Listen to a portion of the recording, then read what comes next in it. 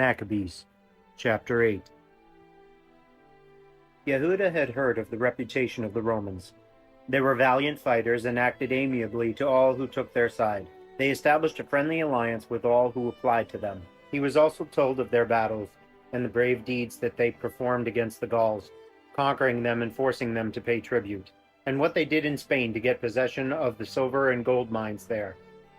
By planning and persistence, they subjugated the whole region, although it was very remote from their own. They also subjugated kings who had come against them from the far corners of the earth, until they crushed them and inflicted on them severe defeat. The rest paid tribute to them every year.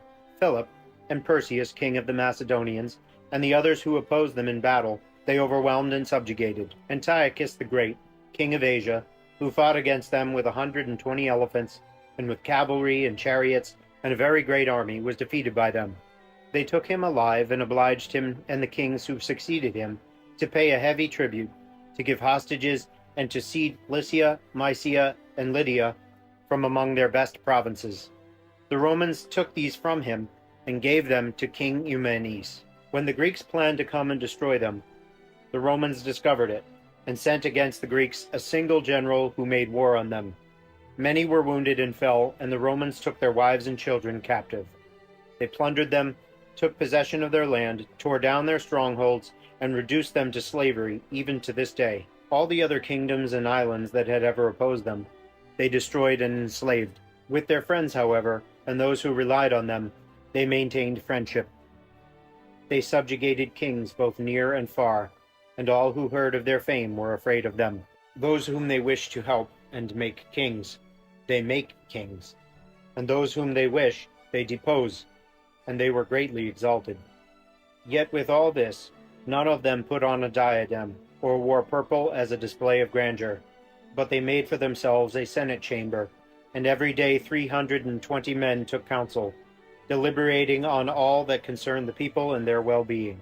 They entrusted their government to one man every year, to rule over their entire land, and they all obeyed that one, and there is no envy or jealousy among them. So Yehuda chose Eppolemus, son of Yochanan, son of Achos, and Jason, son of Eleazar, and sent them to Rome to establish friendship and alliance with them. He did this to lift the yoke from Israel, for it was obvious that the kingdom of the Greeks was subjecting them to slavery. After making a very long voyage to Rome, the envoys entered the Senate chamber and spoke as follows. Yehuda, called Maccabees, and his brothers, with the Yehudi people, have sent us to you to establish alliance and peace with you, and to be enrolled among your allies and friends. The proposal pleased the Romans, and this is a copy of the reply they inscribed on bronze tablets and sent to Jerusalem to remain there with the Yehudim as a record of peace and alliance. May it be well with the Romans and the Yehudi nation, at sea or on land forever. May sword and enemy be far from them. But if war is first made on Rome or any of its allies in any of their dominions, the Yehudi nation will fight along with them wholeheartedly, as the occasion shall demand. And to those who wage war, they shall not give or provide grain, weapons, money, or ships as seems best to Rome. They shall fulfill their obligations without receiving any recompense. In the same way, if war is made first on the Yehudi nation, the Romans will fight along with them willingly, as the occasion shall demand. And to those who attack them, there shall not be given grain, weapons, money, or ships as seems best to Rome. They shall fulfill their obligations without deception. On these terms the Romans have made an agreement with the Yehudi people. But if both parties hereafter agree to add or take away anything, they shall do as they choose, and whatever they shall add or take away shall be valid. Moreover, concerning the wrongs that King Demetrius is doing to them, we have written to him thus.